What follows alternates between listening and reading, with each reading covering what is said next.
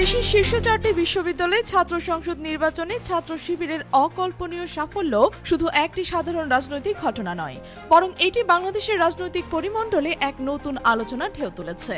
এই ফলাফল এতটাই বিস্ময়কর যে দেশের প্রতিটি রাজনৈতিক দল, এমনকি প্রথিতযশ রাজনৈতিক বিশ্লেষকরাও এই আকস্মিক উত্থানের পেছনের কারণ অনুসন্ধানে গভীর মগ্ন।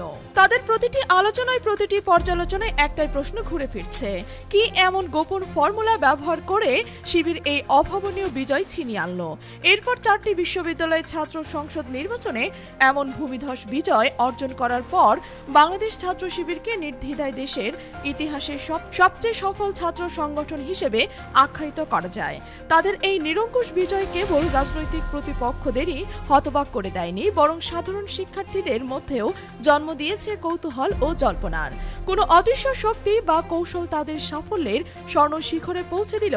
এই প্রশ্নের উত্তর খুঁজতে গিয়ে যে নামটি বারবার উচ্চারিত হচ্ছে তা হলো বাংলাদেশ জামায়াতে ইসলামের নায়েবে আমির ডক্টর সৈয়দ আব্দুল্লাহ মোহাম্মদ তাহের। প্রকৃতপক্ষে ছাত্র শিবিরের বর্তমান সাফল্যের পেছনে ডক্টর সৈয়দ আব্দুল্লাহ মোহাম্মদ তাহেরের উদ্ভাবনী ক্ষমতা এবং দূরদর্শী নেতৃত্ব এক বিশাল ভূমিকা পালন করেছে।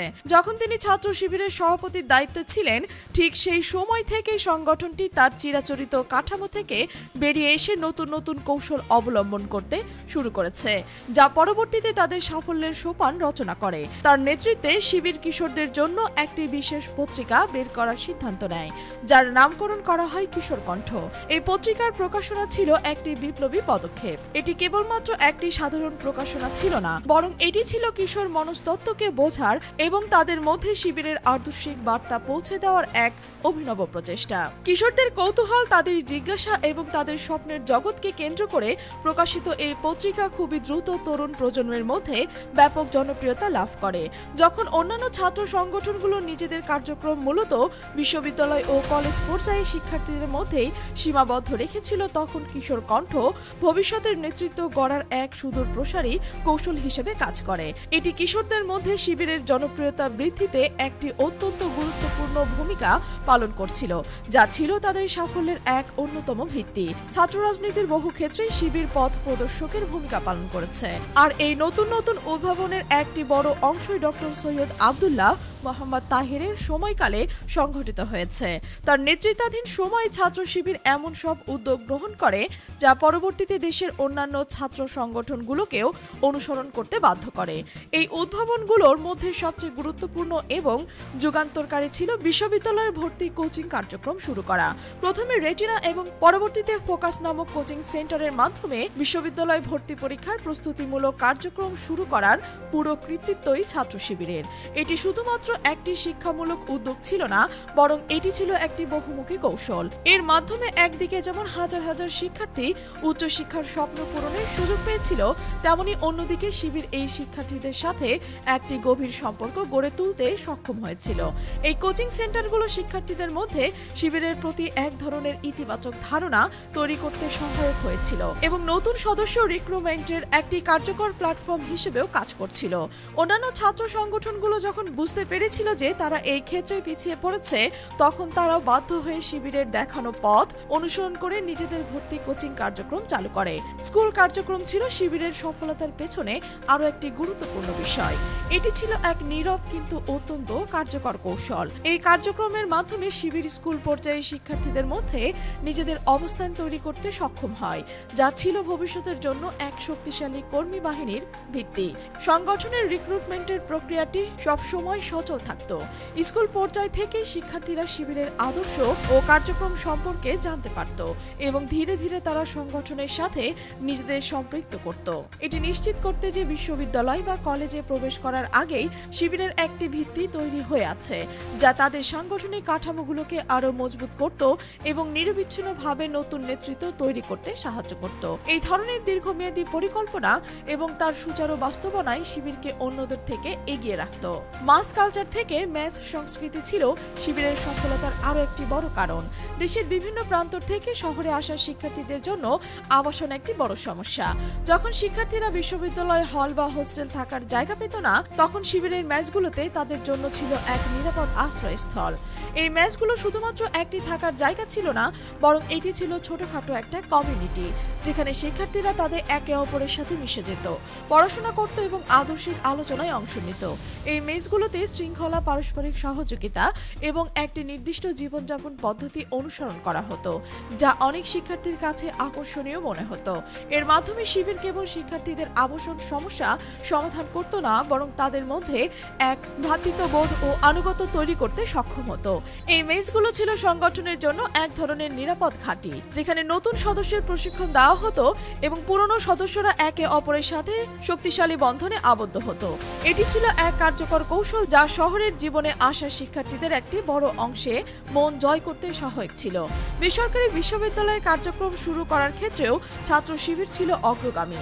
যখন অন্যান্য ছাত্র সংগঠনগুলো মূলত সরকারি বিশ্ববিদ্যালয় ও কলেজগুলোর দিকেই বেশি মনোযোগী হচ্ছিল, তখন শিবির দূরদর্শিতার সাথে সরকারি বিশ্ববিদ্যালয়গুলোর গুরুত্ব উপলব্ধি করে এবং সেখানে তাদের কার্যক্রম শুরু করে।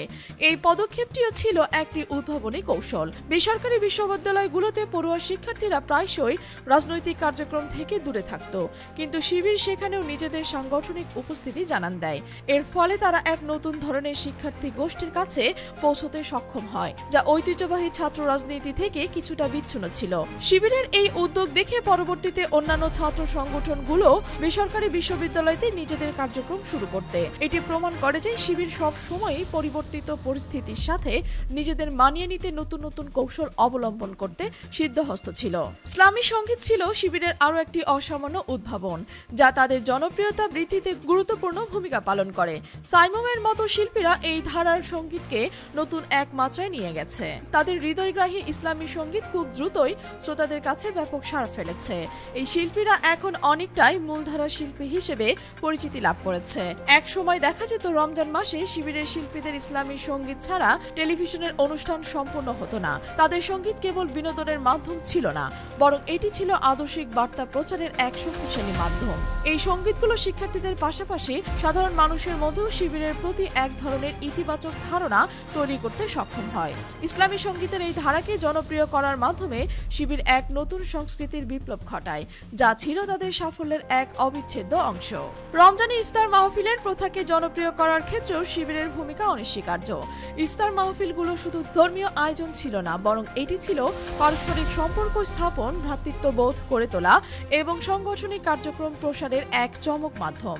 যখন এই প্রথাটি এত ব্যাপক ছিল না, তখন শিবিরই এটিকে জনপ্রিয় করে তুলেছে। প্রতিটি ইফতার মাহফিলে বিপুল সংখ্যক শিক্ষার্থী ও সাধারণ মানুষ একত্রিত হতো, যা সংগঠনের জন্য এক শক্তিশালী জনসম্পর্ক গড়ে তোলার সুযোগ তৈরি করত।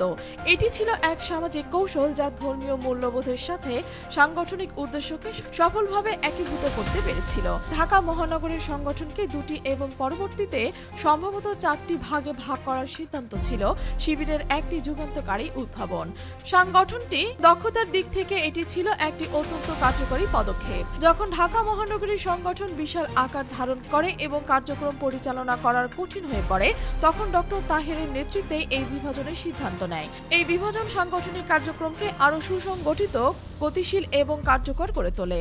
এই প্রতিটি অঞ্চলের উপর আরও নিবিড়ভাবে নজরদারি এবং কার্যক্রম পরিচালনার সুযোগ তৈরি করে। এই সাংগঠনিক মডেলটি পরবর্তীতে দেশের বহু ছাত্র সংগঠন অনুসরণ করে, যা প্রমাণ করে যে শিবিরের এই সিদ্ধান্ত কতটা দূরদর্শী ছিল। এর ফলে তারা ঢাকার মতো একটি বড় এবং জটিল মহানগরীতেও নিজেদের সাংগঠনিক শক্তিকে অক্ষুণ্ণ রাখতে সক্ষম হচ্ছিল। এগুলো ছিল মাত্র কয়েকটি উদাহরণ। এরকম আরও বহু বিষয় আছে যা ছাত্র শিবিরকে বর্তমানে এক শক্তিশালী অবস্থানে এনে দিয়েছে। এই শিবির হঠাৎ করে সফল হয়েছে বিষয়টা এমন নয়, বরং তাদের এই অকল্পনীয় সাফল্যের পেছনে রয়েছে দারুণ কিছু উদ্ভাবনী সিদ্ধান্ত। সেই সিদ্ধান্তগুলোর সঠিক ও সুচারু বাস্তবায়ন, সময়ের সাথে তাল মিলিয়ে, এমনকি সময়কে ছাড়িয়ে গিয়েও নতুন নতুন কৌশল অবলম্বন এবং সেগুলো কার্যকরভাবে প্রয়োগ করার ফলে তারা আজ এই অবস্থানে। আর এই পুরো প্রক্রিয়ায় ছাত্র শিবিরের সাবেক সভাপতি আব্দুল্লাহ মোহাম্মদ তাহিরের ভূমিকা ছিল অসামান্য এবং অবিস্মরণীয়। তার দূরদর্শী নেতৃত্ব, উদ্ভাবনী চিন্তা এবং সাংগঠনিক দক্ষতা না থাকলে ছাত্র শিবিরের এই বর্তমান সাফল্য হয়তো অধরাই থেকে যেত। তার দেখানো পথে সংগঠনটি ধাপে ধাপে সাফল্যের সিঁড়ি বেয়ে উঠেছে, যা আজ দেশের শীর্ষ 4টি বিশ্ববিদ্যালয়ের ছাত্র সংসদ নির্বাচনে তাদের অকল্পনীয় বিজয়ের মাধ্যমে সুস্পষ্ট হয়েছে।